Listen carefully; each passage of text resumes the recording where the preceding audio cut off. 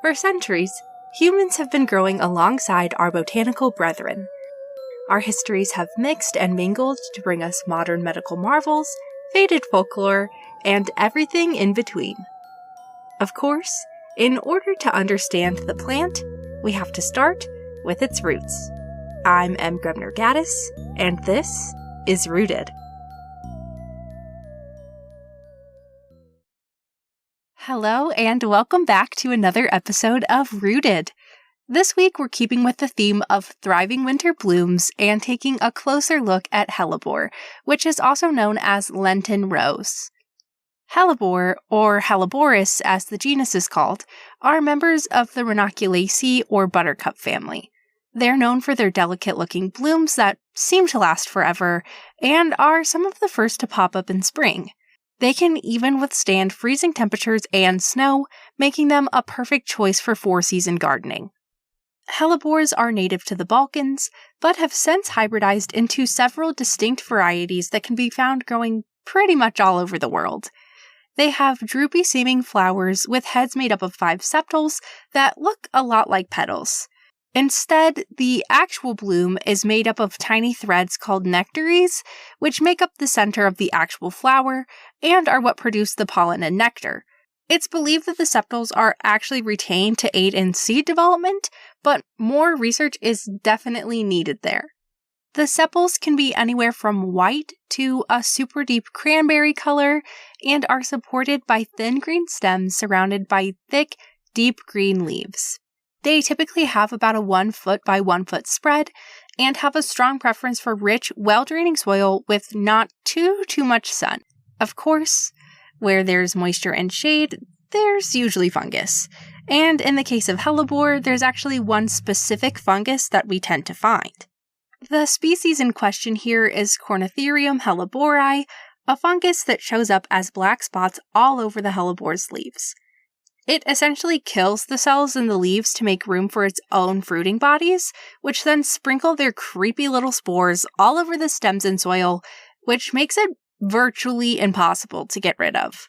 As if its own personal brand of fungus wasn't enough, hellebores also have their own distinct kind of Black Death, known as Helleborus net necrosis virus, which causes distinctive black streaks and rings all over the leaves and sepals of the plant, causing severe deformities and stunted growth in pretty much all hellebore varieties.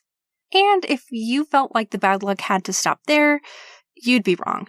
Hellebores are also prone to specific mites and other pests, which would be enough to drive any gardener absolutely batty. Lucky for them, hellebores have long been touted as a cure for madness. This belief can be traced all the way back to a story in Greek mythology with problematic party god Dionysus. The story goes that Argai showed up in Argus looking for a good time and found it in a group of women looking to worship him. If you know anything about Dionysus, you know he tends to bring chaos and craziness pretty much everywhere he goes, so it should come as no shock that within a few days of worship, these ladies went completely mad. Lucky for them, their friend Melampus had a cure for the literal rager brought on by Dionysus. To put their madness to an end, he mixed a beverage made from steeped roots of hellebore. Upon drinking it, the delirium came to an end for the wild women of Argus. Meanwhile, the mortals in ancient Greece were turning to hellebore for more strategic purposes. One thing to note here is, just like the vast majority of the buttercup family, hellebore is poisonous. When people ingest this poison, it tends to act as a diuretic, causing nausea, stomach cramping, and diarrhea. With that in mind, hellebore was turned to as one of the first instances of biological warfare in the so-called Sacred War of 895 to 888 BCE. Just to set the stage a little here, the Amphictyonic League of Delphi, made up of several Greek states, had honestly grown kind of sick of the bullies in Kira being judgmental and shitty to the pilgrims who were simply trying to pass through. It's obviously more complicated than that, but in essence they all decided that they were a little tired of dealing with these meanies and felt like they needed a way to put them in their place.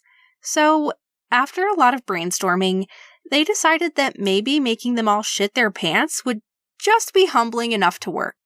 So, the Amphictyonic League of Delphi got to work making a very toxic tonic with the root of Hellebore, which they carefully dripped into the water supply in Kira.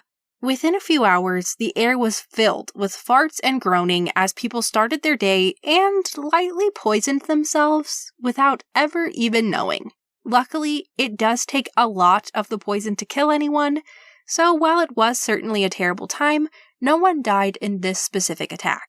With that in mind, it should really come as no surprise that Hellebore was turned to in a variety of pagan practices to expel evil or unwanted energies. In spell work, the plant was often called upon to cast out evil spirits and cleanse a space, though most people are not burning or ingesting the plant, as it is toxic and clearly very, very capable of wreaking absolute havoc on the body. In our favorite passive-aggressive art form and language, floriography, Hellebore is said to represent delirium and craziness, making them a super interesting way to piss off an in-law or naysayer in your life. Honestly, it's kind of a bummer for me since I really love the flower, and it would have been one of the only options folks had when it was chilly and sad outside. But that being said, Valentine's Day is coming up. So if you want to cause a massive stir in your family or friend group, or even just send one final message to your ex, Hellebore might just be the way to go. Outside of telling people off, these blooms could also be picked to tell you the weather. According to legend, folks used to pick 12 blooms on December 24th, then take them inside and put them in a vase that they had set aside specifically for each month of the year. If the petals all bloomed and opened nicely, the weather for that month would be good. However, if a bloom didn't open or dropped all of its leaves, you were in for some gnarly storms or drought for that specific month of the year. So basically, they're all like tiny, adorable medieval outrogers, which I love and I think we could all get behind. In ancient medicine, doctors across a few different cultures turned to Hellebore as an abortion agent and purgative, helping to treat everything from unwanted pregnancy to constipation and even gout. We've explained this a few times on the show, so I'll just do a quick recap, but essentially all of the buttercup family contains a blend of toxins referred to as ranunculicides, which can cause vomiting, heart palpitations, and in extreme cases, death. While that does sound awful, and today it's certainly not recommended you ever ingest Hellebore, back then it was a really helpful way to help clean out whatever system needed cleaning without being as risky as some of the other plants people could use. As well, Hellebore is toxic, you would need to eat a lot of it to die. So the odds of it killing you or causing any kind of long-term damage were way less when compared to other options they had at the time. Today, we really don't use Hellebore much for medicine, but we do turn to it as a lovely addition to landscapes, especially in the early days of spring, when there aren't many other plants in bloom. Aside from that, Hellebore also lends some stunning visuals to the horror genre in the form of British horror magazine Hellebore, which is focused on the witchcraft and folklore of the UK. If you like the vibes of this show and have a dark, twisty heart like I do, I know you'll really get into it.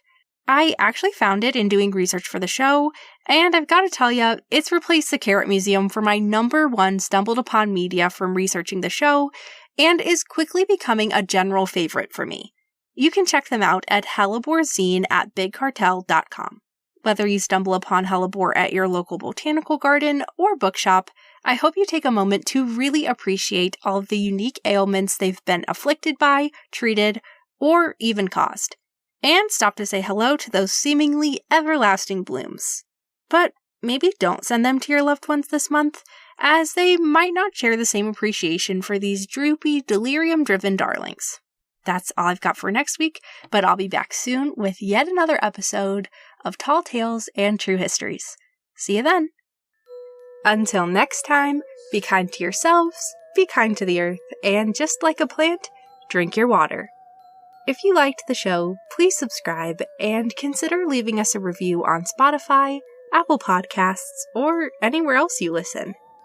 You can also find us on Facebook and Instagram at rooted.pod. We're finally updating regularly on YouTube at rooted.podcast, and you can check out our website, rootedpod.com, for transcripts, updates, merch, and so much more. The show is written, produced, and hosted by me. I'm Grebner Gaddis, edited by Kat Friend of Friend Diagram, and our theme music was written and produced by Eric Cluxon. Rooted is a Henbane Media LLC production.